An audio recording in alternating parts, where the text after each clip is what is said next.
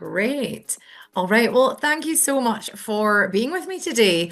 I'm joined by producer of Rock, Paper, Scissors, and also I should mention a BAFTA winning producer, Hayder Rothschild Hoozeer.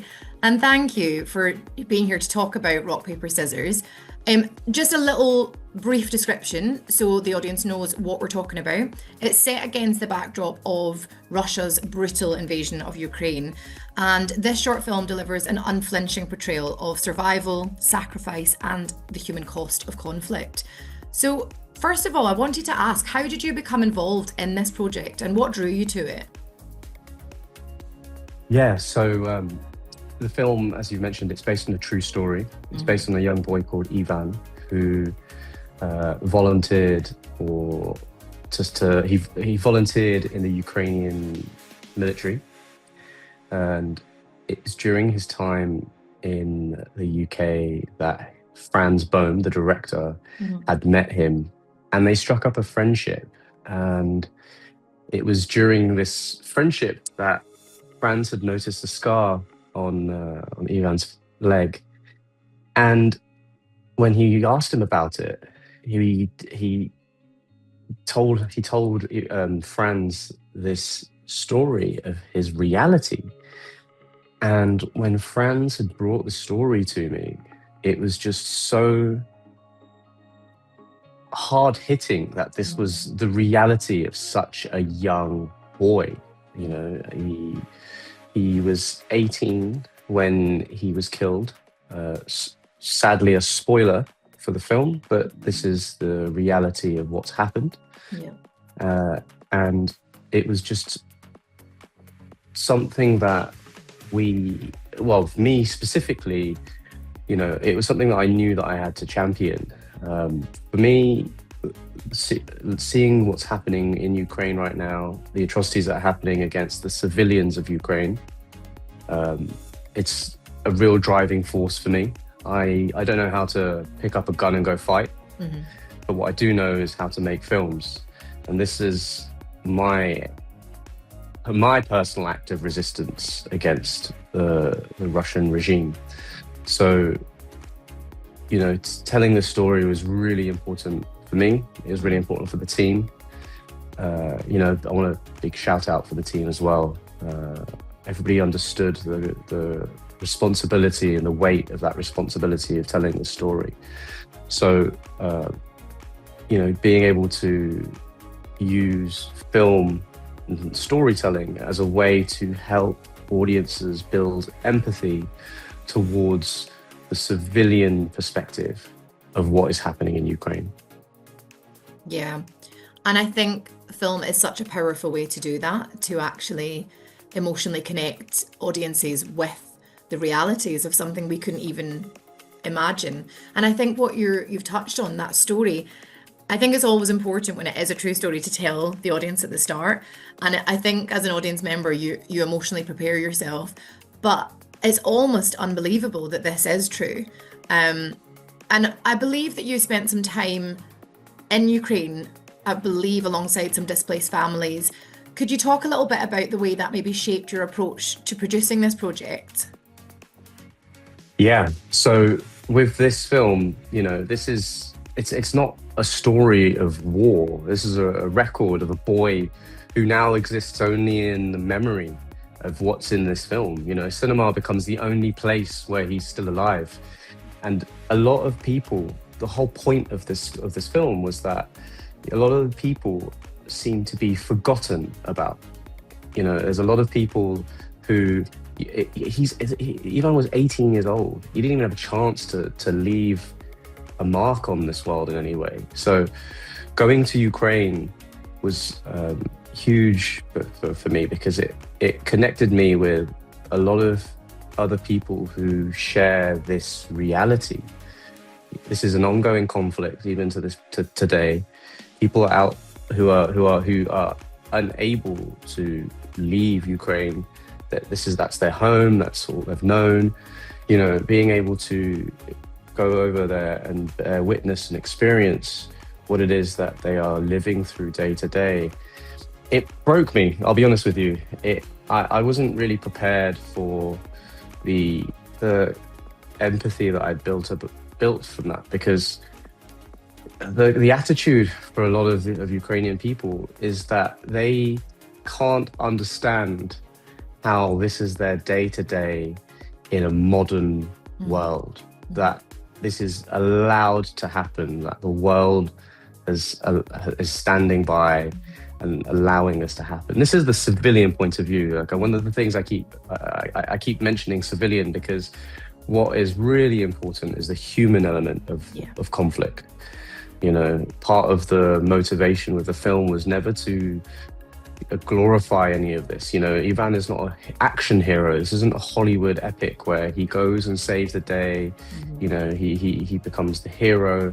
This is never, it was never meant to be that type of story. It's meant to show what it means to just be someone like you and I, caught in a situation that we have no decision making over, no real, you don't choose this. You know, this could happen, you know, God forbid, this could happen to you or me or anybody that watches or listens to this. It's a roll of the dice. You know, you could have been born in a different place through no circumstances of your own. You're now faced with having to make life or death choices and decisions that I wouldn't wish upon my worst enemy. So going to Ukraine and speaking to all, like, civilians, to speaking to soldiers, and most interestingly, I managed to get support from the president of Ukraine's office. We now have a letter of support. They recognize the impact of the storytelling in the film. They recognize Ivan, his sacrifice, and they're very supportive of our push with the film, because primarily the film exists to help people build empathy and understand, or at least try to understand, what it means to be just a normal person caught in the middle of this conflict. So yeah, Ukraine was a huge eye-opening moment for me. It's an active war zone. I've been there twice. You know, it was very, very scary. It was, there's planes with missiles coming out of them. There's, you know, the Dead Sea. There's ships in the dead. Well, I don't want to say dead because I don't want to sound like an idiot. I think it's the Dead Sea. It might be the Red Sea. I think it's the Dead Sea. Ships launching, cruise missiles, drones, hundreds of drones every night, and it goes through the night, through the day. You know, I experienced this. I witnessed this. But that for me is more to bear witness. It's not about me. It was never about me. It's bigger than me. It's bigger than Franz Bohm, the director. It's bigger than the cast and crew. It's bigger than this film. You know, this film exists as a marker of what is still ongoing today. And I think you really hit on it there. I often say this myself, that it is a monopoly to where you're born. We just lucked out that we are maybe in a country that isn't at conflict, and there's so many situations right now that you can think of in parallels to it.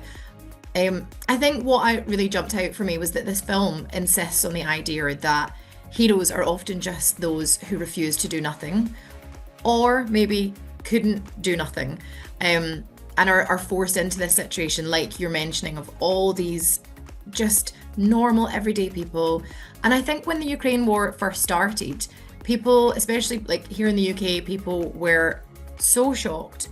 It felt so close to us. It felt like tomorrow this could be us. And then as time's petered on, it feels a little bit more forgotten, and it's there. So I think this film has come at such an important time as well. Of this has been ongoing for a number of years.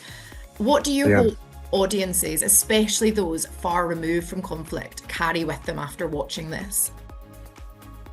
Well, I think you really touched on something there that's really interesting, and I completely agree with you. Is that, you know, sometimes you know, when you think of heroes are just those who are the people that refuse to do nothing. And I think what what this film does, and I think a lot of the success of what this film does is that it it first and foremost, it's a form film serves as a form of entertainment. Mm-hmm.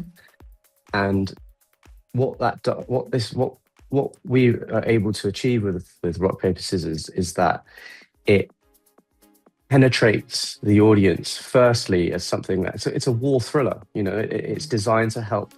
I mean, obviously the story is true in itself. The story itself carries that tone and that theme, but the idea is that it presents to you. We balance that entertainment with the reality in a way that it allows audiences to really latch on to the experience within the storytelling, rather than I remember I had a conversation recently about documentary versus narrative, Right.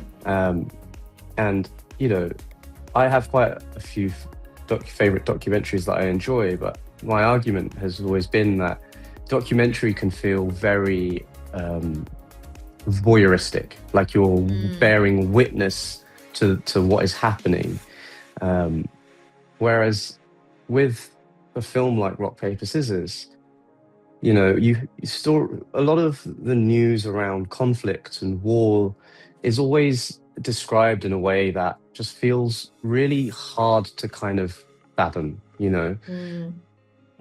Overnight there's like 649 drones that attack Kyiv recently, the capital of Ukraine.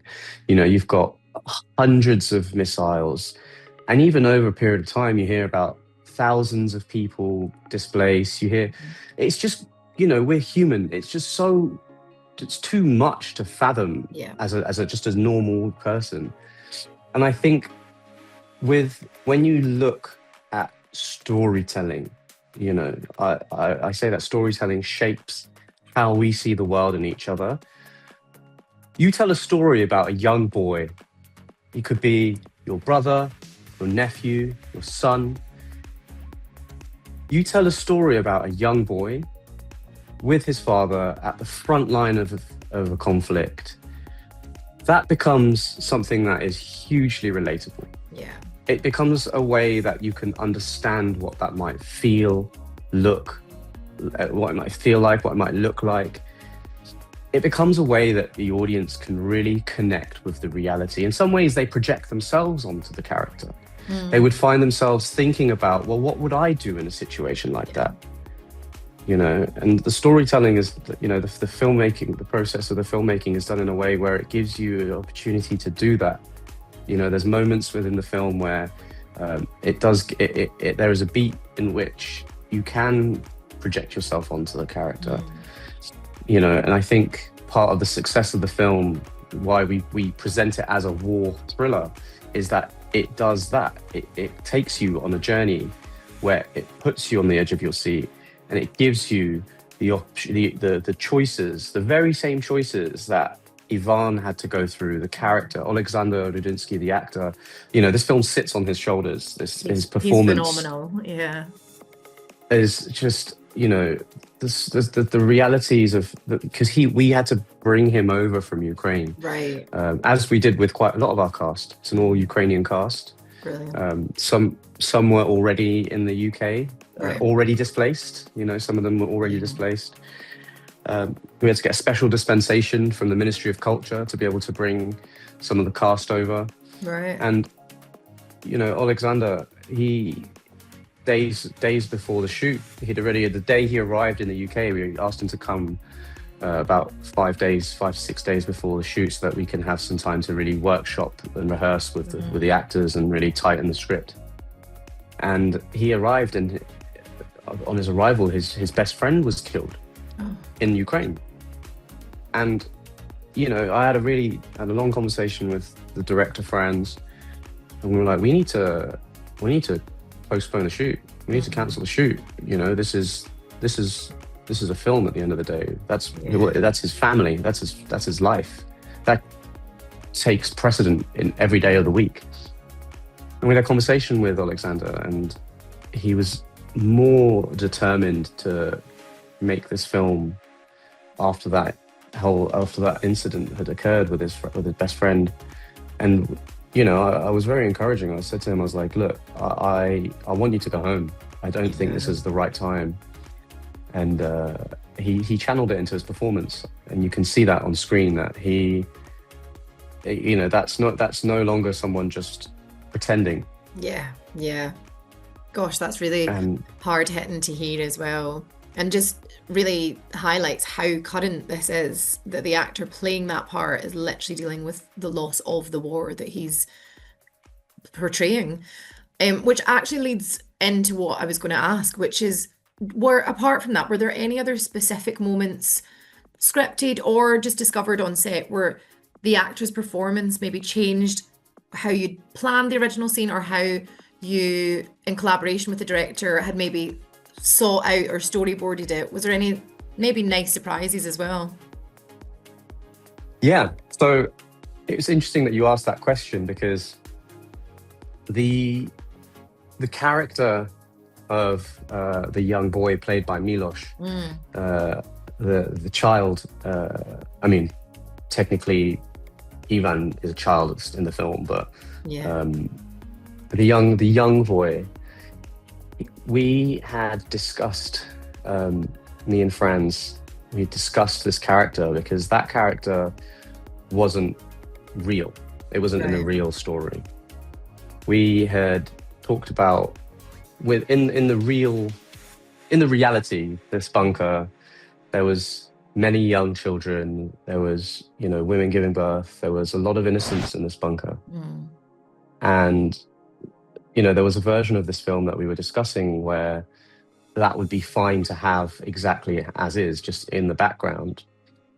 And we discussed it about introducing this young boy, this young character played by a fantastic actor Milos, to embody that innocence. mm, Because in storytelling, for cinema, we didn't want to leave that detail to the background, so we embodied that innocence within Milos's character, introduced him into the story as a prevalent character that interacts with Ivan. He carries that innocence at the start of the film. You see Ivan playing with him as they're children. They're playing, all the way through to the point in which Ivan leaves the bunker for the very last time, and the last person he speaks to is Milos's character. yeah. And you have that exchange where Ivan kind of reassures him, like, you stay here, you'll be safe, and I'll be back. Back in And a minute, yeah. and in that moment, all three of those things are a lie. You're not quite sure how they become a lie, because Mm, you have the idea that actually it's Ivan that's not gonna come back. That yeah, Ivan's gonna yeah. be the one that, and That's what that's I kind of thought. like, yeah, and that's kind of the narrative twist, in that actually he becomes the survivor. Mhm. And by that series of unfortunate events, finds himself the one that survives, even though he's the one that left. There's a level of survivor's guilt there, but Yeah. it was, we introduced that character outside of the real story because we really wanted for that innocence to carry through to the audience, so that Yeah. when you watch the film, you have a direct connection to that loss of innocence inside the bunker. Yeah. And that worked so well. Did that, from then, including that character, did that help you come up with the title, or was that title already decided? Because it's very clever. Yeah, that's a funny question, because the title came towards the end, All right. because the two reasons why the film is called Rock Paper Scissors. One is the innocence for which it carries, because it's a kids game, rock Yeah. paper scissors. It's in some ways it's a coming of age story for Ivan. You see him as a young boy, and over the space of the film, he has to grow up, for lack of a better way of saying it. He has to do things that immediately takes him out of robs him of his innocence as a Yeah. child. and puts him into situations that even as an adult I wouldn't want to do. So that's one element of the title. The second element of the title is the symbolism of rock paper scissors. Is that really and truly in rock paper, when you in a game of rock paper scissors, there really isn't any winners. You know, rock beats paper, paper beats rock beats scissors, scissors beats paper, paper beats rock. Yeah. It's cyclical. Yeah. And you know, we really wanted that to be the you know, in war, there are no winners. Yeah. No one wins. Yeah. Especially when it comes down to the people on the ground, no one wins. You know, in the film, you know, I wanted to give a big shout out to our sound designer Bryony and the composer Marcin. They designed the soundscape that fuses both the music and the sound design in a way that really encapsulates what we're talking about with this title, where you know, when Ivan's out in the world, the reality and the fiction of the film is that you hear these planes overhead. You don't know if they're friendly. You don't know if they're the enemy. And that creates this idea that they're in war. You don't know if that's going to be your last step. There is no certainty. There are no winners in war. Yeah, 100%. And now I wanted to mention your company, Hoozeer Productions. It really does seem to champion that kind of powerful, emotionally charged, and perhaps maybe politically charged as well, but coming at it from more of a humane point of view. How does Rock, Paper, Scissors reflect the kind of stories that you want to tell and feel responsible for bringing to the world? Yeah, so for me, life is a feeling process, and cinema for me was a form of escapism. And it allowed me to experience other worlds, other cultures, other emotions. It allowed me to put myself into a mindset that wasn't my own. And for me, it saved my life. It was almost therapy. It wasn't almost therapy, it was therapy. And this took me out of my current circumstances and gave me something that, you know, there's the magic, there's a sense of wonder in a cinema, and I mean specifically cinema for film. You know, I'm quite a champion of cinema. You know, there's something about going into a dark room. It's just you and the screen, and all the sensory emotions, all your senses like it heighten the sounds, the visuals. You know, I am a big believer that film, cinema, and storytelling can really shape our understanding of the world. You know, some people's understanding of love comes from cinema. Yeah. You know, some people's understanding of what they look for in their lives. It's so integral into our society. Yeah. So for me, I look to cinema of wonder, storytelling that can really impact people in all kinds of ways, in points of happiness, in points of sadness, in points of melancholy. The idea that there is inspiration that can be found in cinema, the idea that there is a sense of hope and understanding and empathy. So for me, Rock, Paper, Scissors fits into the slate in that it has a level of impact that can help you feel. It uses entertainment to carry a feeling. I was going to say carry a message, but really and truly it's a feeling. Yeah. Because, you know, with Rock, Paper, Scissors, it's not, I think the success of Rock, Paper, Scissors is that it's not propaganda. I'm not trying to get you to pick sides. I'm not trying to get you to feel some kind of way towards one or the other. You know, what we tried to achieve with Rock, Paper, and it's just to say as well, it's a unified point of view as well. You know, between Franz, between me, between the rest of the team, and that's the strength of this film, is that everybody really came together without any form of ego. No one tried to outshine each other. Everybody came together because they understood that what it was that we were trying to do with the story and what we were trying to do with the film. So for Rock Paper Scissors, for Hoozeer, for all the other films on the slate, past and future, the ambition with the storytelling is to be able to give people some level of empathy or some level of feeling that might just be able to help them through moments of hardships, through ups, through downs. You know, one thing that I will say that really drives the storytelling and the filmmaking is you go out onto the street after this conversation and you stop anybody in the street and you ask them what their favorite film is, they'll have an answer for you. Yeah, it's true. Everybody will have an answer for you. Everybody has a favorite film. Yeah. And for one reason or another, they'll tell you why that film has been their favorite. And I'm willing to bet any level of money it's because of a feeling that film gave them. Yeah, great answer. I love that. And I think you hit on 2 points for me that really struck that is so important, especially in today's world. One, just simply going to the cinema and switching off. I think so much we're bombarded, we're constantly on our phones. There's something lovely about a shared experience as well in a cinema.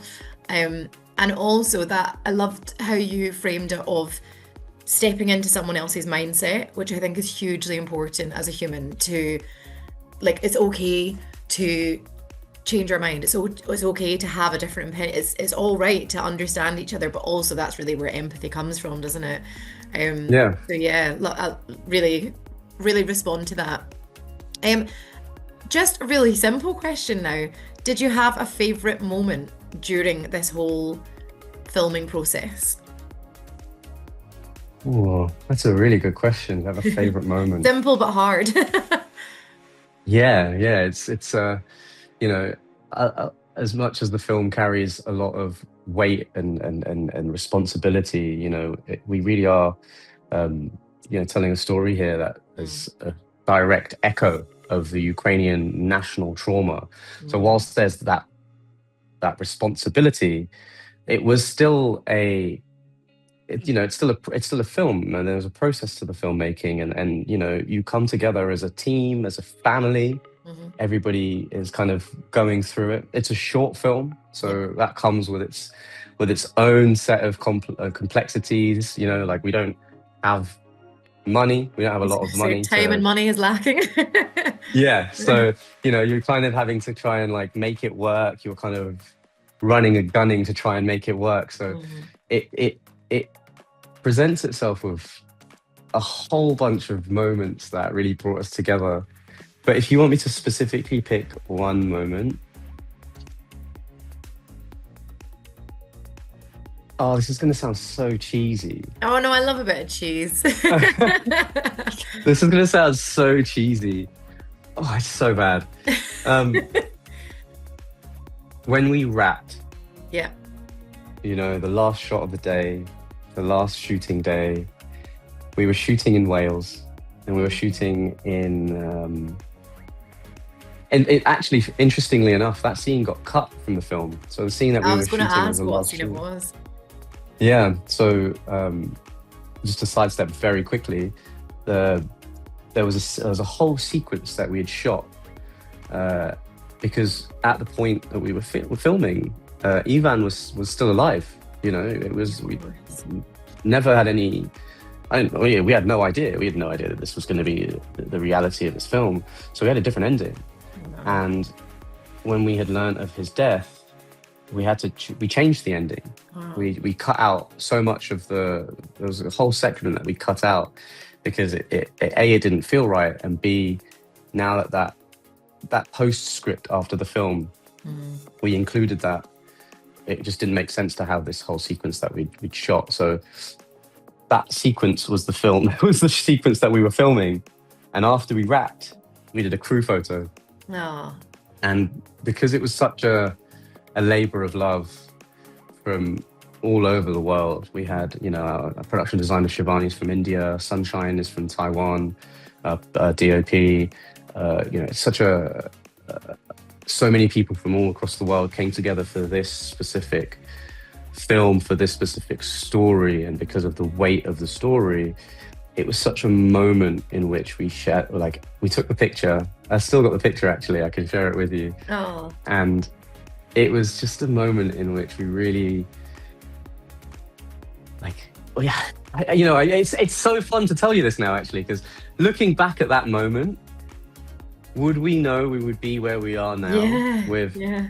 with the BAFTA win, with the Oscar qualification, with the support of the president of Ukraine's office, you know, even with the weight of Ivan's death, Mm, you know, that was the last moment in time before all of this level of reality came into yeah. place.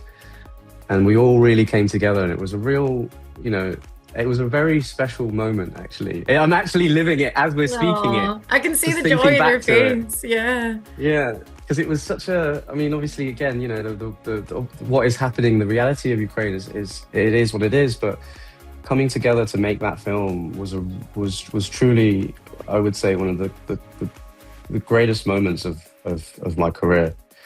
I'm sure it probably will be for a very, very long time, if not ever. I think that photo then must just reflect how amazing humanity is and what you then have gone on to achieve. So that a really not very cheesy, a rather beautiful answer, actually.